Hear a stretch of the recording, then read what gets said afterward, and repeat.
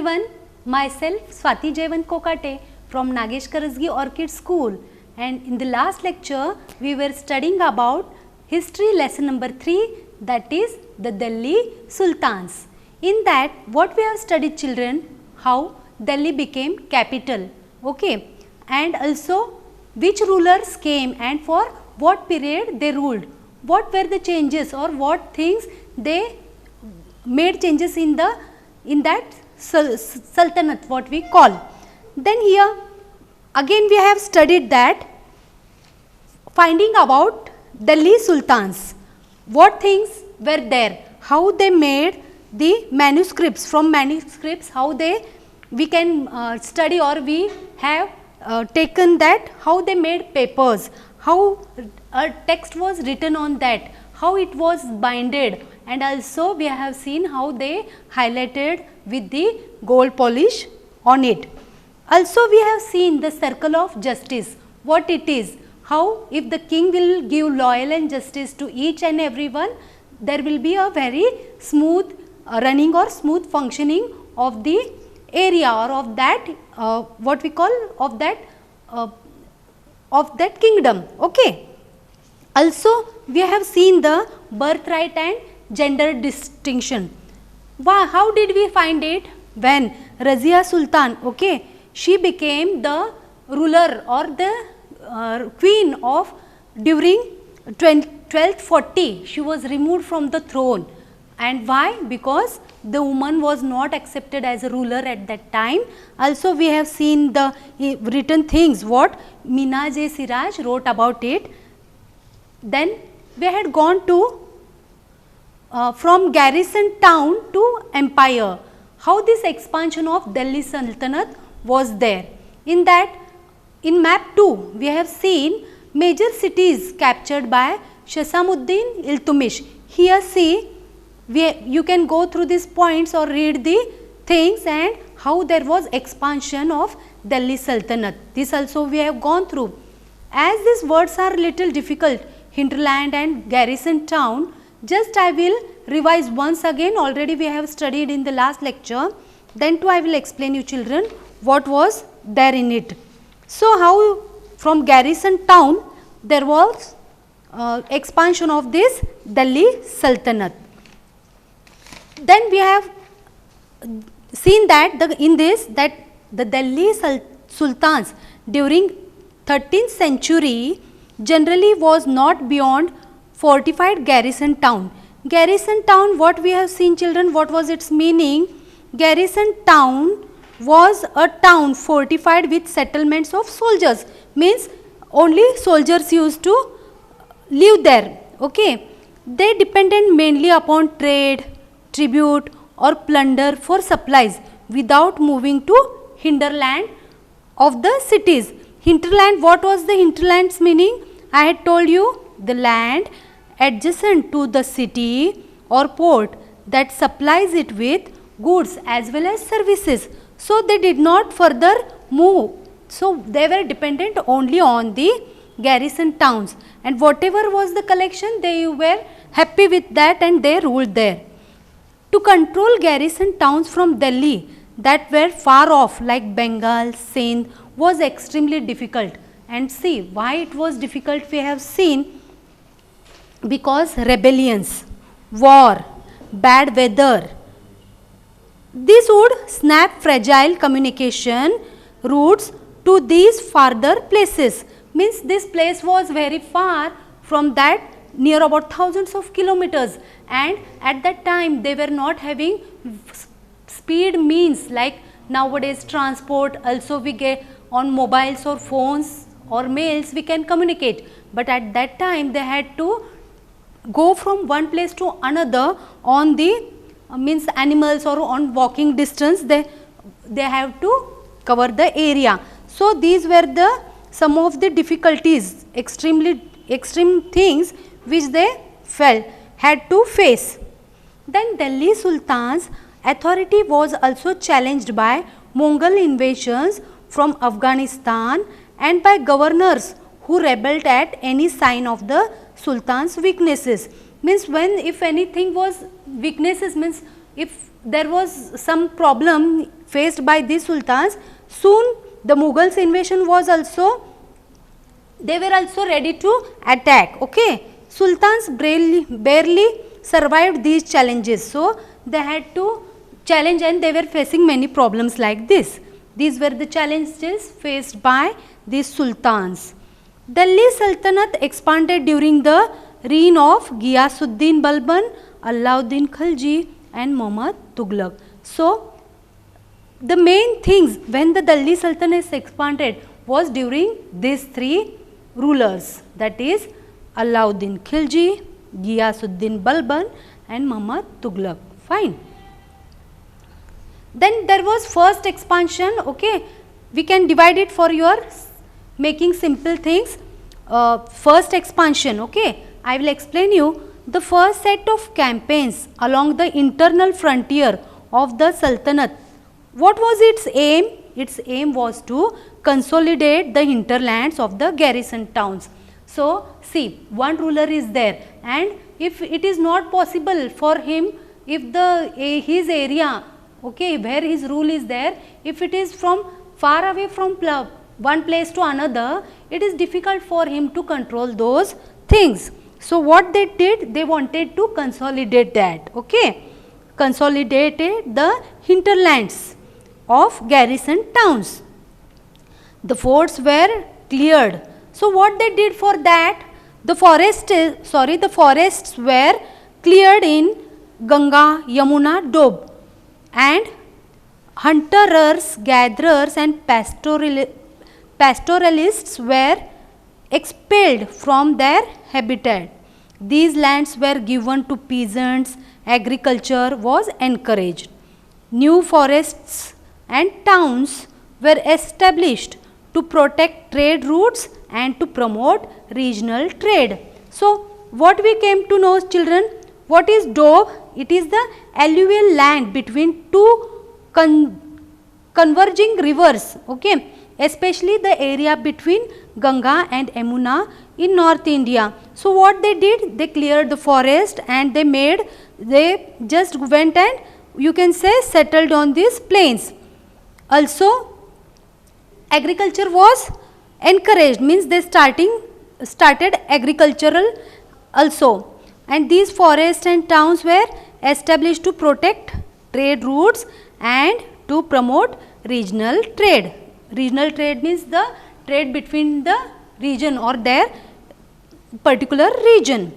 Then this was first expansion. Let us move to second expansion, which I want to make in simple words. What is the second expansion? Occurred along the external frontier.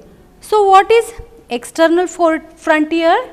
It is military expedition into southern India in the reign of Muhammad Tughlaq or during the time of Muhammad Tughlaq. So, military expeditions into southern India started during Alauddin Khalji, and it also helped with started with Muhammad Tughlaq. Sultanate armies captured, what they did? Captured elephants, horses, and also they made slaves and carried away precious metals, money, everything in their campaigns. So, by the end of Muhammad Tughlaq's reign, the army of the Delhi Sultanate has marched across a large part of that subcontinent. So, they had covered many of the areas of the subcontinents. They defeated rival armies and seized cities. The Sultanate collected taxes from peasants and dispensed justice in their realm. Like this, again we had a look on how the garrison towns to empire, there was expansion of Delhi Sultanate. Fine. See children, if you want, many more things are there in that Padmavat movie. You can go through for how there was Alauddin Khalji's rule, or in the South India you can go through, because many points are there covered in that movie also. So, next what we are going to see is the closer look to the administration of this Khalji. So before that, let us have the look over these pictures of masjid and all. So what they have told here, what was the masjid? Okay, nowadays it is very simple to know masjid, but in those time it was called a mosque, or masjid is a place where Muslim prostrates in reverence of Allah in a congregational mosque. What is congregational mosque, children? See, it is a mosque, congregational mosque, where they go on Fridays. Okay, everyone gather on Friday to offer their namaz. Fine. So I can tell you that here let us have a mosque is called a masjid in Arabic. Okay, here masjid in Arabic, literally a place where Muslim prostrates in reverence to Allah in a congregational mosque. As I told you, where like Jama Masjid and all, Masjid e Jammi or Jama Masjid, both are the name for same place, and they offer Friday, they gather and all say their prayer there, offer namaz. Muslims read their prayers, that is namaz, okay, together. Members of congregations choose the most respected learned male as their leader. Okay, who is this? A person, imam, like how we say pujari or like that, they are here called this one. So they are the learned male as the leader over there for ritual prayers. He also delivers the sermon khutbah during the Friday prayers. So what is now sermon?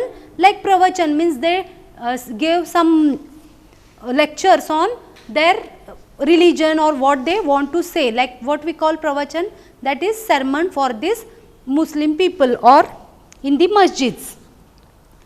During the prayer, Muslims stand facing Mecca. Okay, what they do during their prayer, they stand facing Mecca, and where it is in India, this is to the west. So they face towards west when they want to offer their prayer. This is called Qibla. Okay, what is Qibla?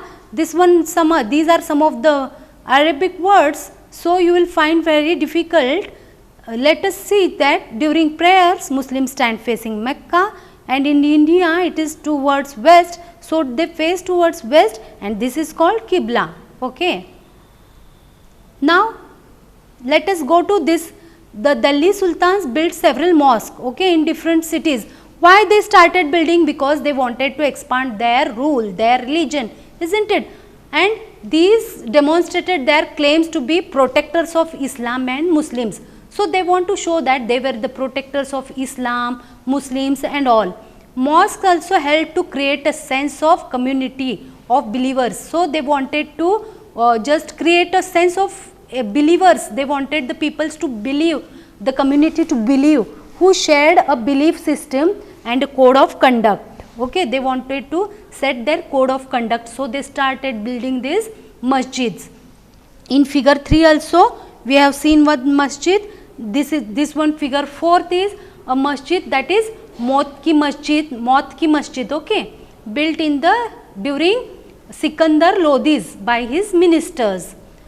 And again Muslims came from and these Muslims came from variety of backgrounds. So to collect or make the unity between these they used to build these masjids. Then we are going to, after seeing these masjids, we are going to have a closer look over administrations and consolidations under the Khalji and Tughlaqs. How these two rulers, what was the thing, how they ruled. We will have a look here.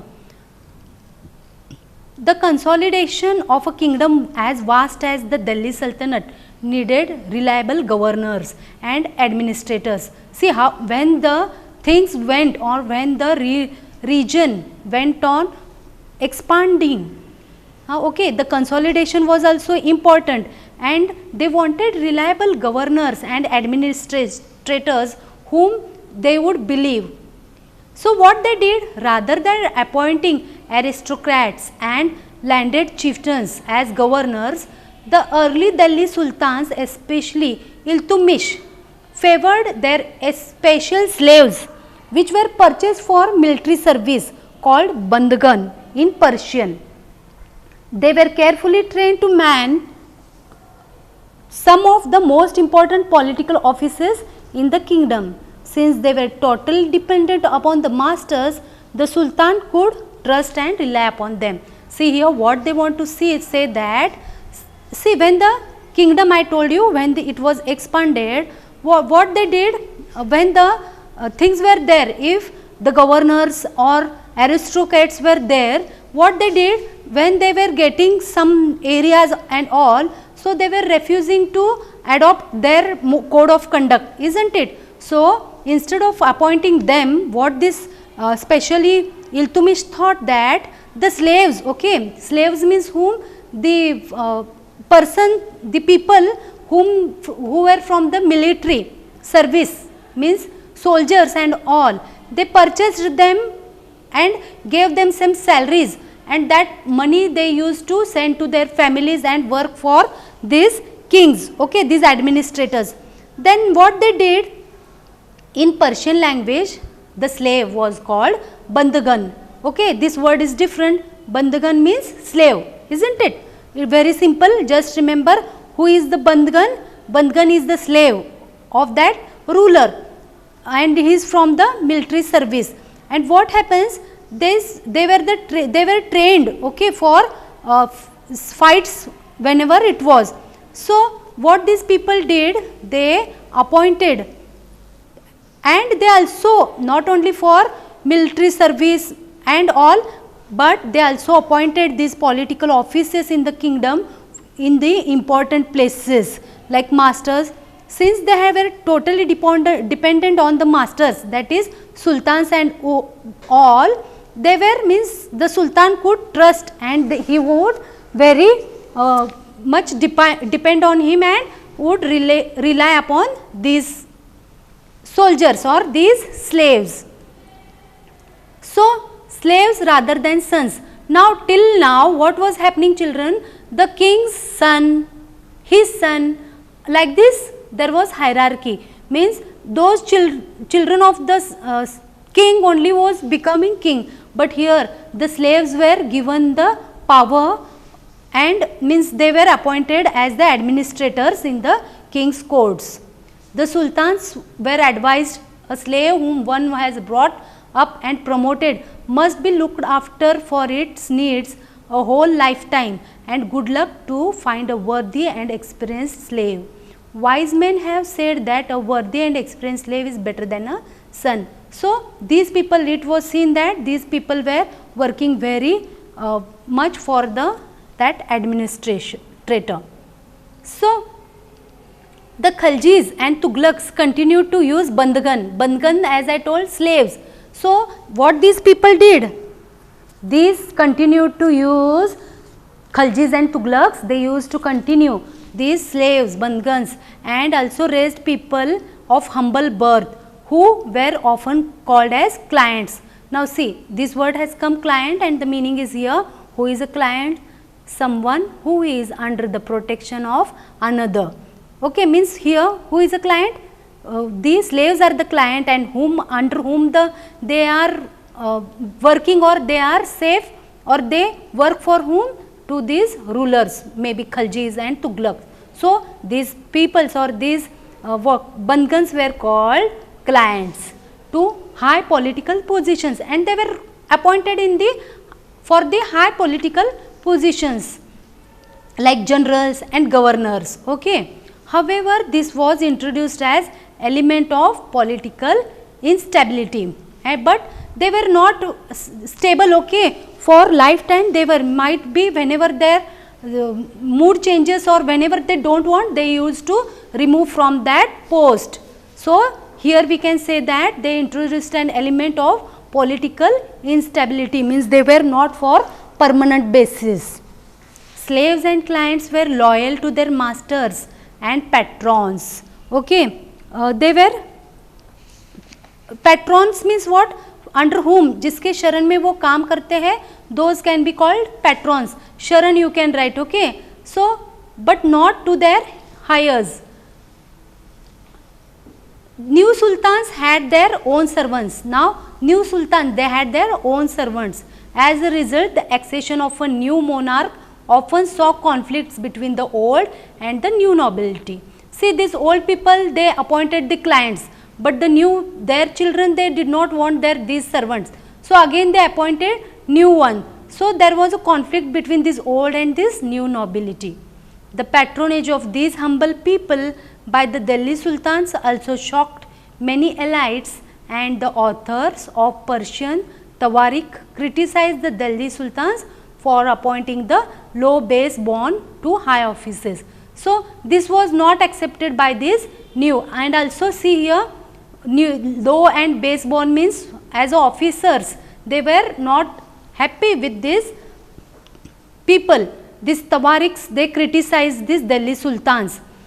In this we can see in more details that this Sultan Muhammad Tughlaq appointed Aziz Kumar, a wine distiller, Firoz, a barber, and the Manka Tabak, a cook. These are all names of that time which are little difficult to understand, but just in this inscription or in this box, what you have to remember is that, see, one was wine distiller, the other was a barber, then a cook, gardeners, okay. These peoples were appointed for the high post of administration, okay. Then Ziauddin Barani, a mid 14th century chronicler, appointed or reported their appointments as a sign of Sultan's loss of political judgment and his incapacity to rule. So this was criticized by this one, because these people as barber and all, this at that time they were thought of low base born caste or like this, and they were not happy, they criticized this. So like the earlier sultans, Khaljis and Tughlaq's monarchs appointed military commanders and governors of territories of varying size. Means what happened here, of different sizes, means of different number of people they started appointed, and these lands were called Iqta. In last time also we have seen children Iqta, and their holders was called Iqtidar or Mukti. Fine. In simple words, write what is Iqta. Iqta means territories, okay, of different sizes. Here Iqta's meanings, it is a territory of different size. Then let us go, what is Mukti? It is governor of territories of this different sizes, landholders of Iqta. Okay, these are the words, and that person holding these areas, he is called Iqtidar or Mukti. The duty of the Mukti was to lead military campaigns. Now here it is important, what was the duty of these Muktis or the Iqtidars, what was his rule or what things he had to perform. Here it is, he was to lead, means he should be a leader of that military campaign and maintain law and order in the Iqtas. Also he has to maintain law and order in here. Then in exchange for these military services, the Muktis collected also, okay, they collected revenues of the assignments as salary. They provided or to the soldiers from these revenues. These soldiers also need money, isn't it? So from these the soldiers were paid, and their control over Mukti was most effective in their office, was not inheritable, and if they were assigned Iqtas for a short period of time before being shifted. These harsh conditions of service were rigorously imposed during the reign of Alauddin Khalji and Muhammad Tughlaq. Accountants were appointed. Now see, means what happened here, they were given revenues and all, but the control over it was most effective in the offices and was not inheritable. Means here they were appointing other officers for the effective administration, and during this period before shifting they used to assign the Iqtas for those people. these harsh conditions of services were imposed during these two rulers. Accountants were appointed. Now, to have a account on this, how much revenue is collected and all, to have a account of this, what happened? They appointed accountants, like how nowadays we see accountants, what they do, they have an account or they keep record what things have been given and all. So, they appointed, and it would have us by the state to check the amount of revenue collected by the muktis, whether everything is going on proper and all. No, to check that, accountants were appointed. Care was taken that muktis collect the taxes prescribed by the state and not as required by the number of soldiers. So, it was taken care that muktis collected the tax which were given or which were prescribed only by the state, and that he kept the required number of soldiers. So, as the Delhi Sultans brought the hinterland and the cities under their control, they forced the land chieftains, the samantas, aristocrats and rich landlords. See, now the changes, these Delhi Sultans were increasing their boundaries. Then we have seen the samantas. What they were doing? The samantas were just the coordinates of the rajas or the rulers. They had their small region and they were happy with whatever they were controlling their area.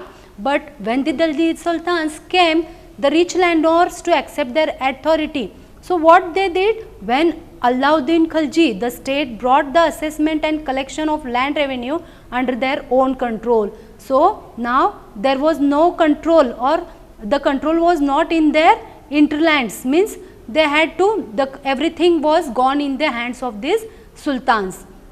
The right of the local chieftains to levy taxes was cancelled. So, what these samantas and all were doing? They were means giving taxes and all, means collected from taxes, and they were ruling their areas. But even these samantas and all, now they had to pay taxes, they were forced to pay taxes, and also their authority was to lay taxes was also cancelled. The Sultan's administration traitors measured the land and kept careful accounts. So, now the Sultan was the whole and soul here.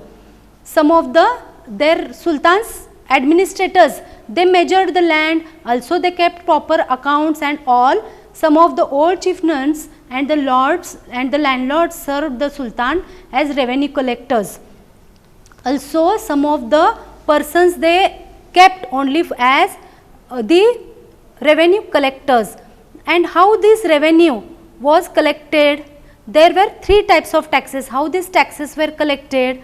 On cultivation called kharaj and amounting about 50% of peasants produced, okay, and on cattle and on house.